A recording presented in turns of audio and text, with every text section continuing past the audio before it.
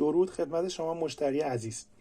میخوام بهتون تو این ویدیو بگم که چجوری متوجه بشید که بند ساعتتون باید چه سایزی داشته باشه.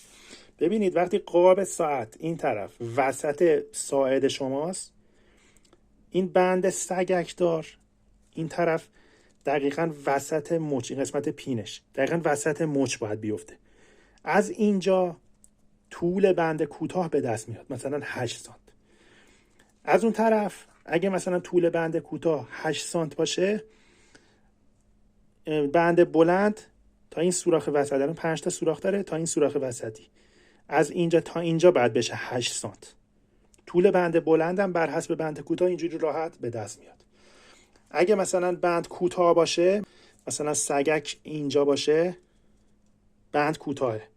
اگه سگک اینجا بیفته، بند بلنده. قسمت سگک پین دقیقاً وسط اینجا باید بیفته.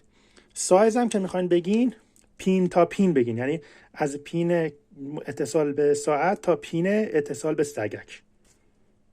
و اندازه دیگه‌ای که لازم شما خیلی دقیق به چرم دوز بگین، قسمت اتصال به ساعته، عرض بند در قسمت اتصال به ساعت. الان این عکسی که مشاهده میکنین سایز بند ساعت 18 میلیمتره. در بعضی خطکش‌ها عدد 0 کم رنگ یا کلاً بی رنگ شده. من عدد 0 خطکش رو از عدد 1 در نظر گرفتم.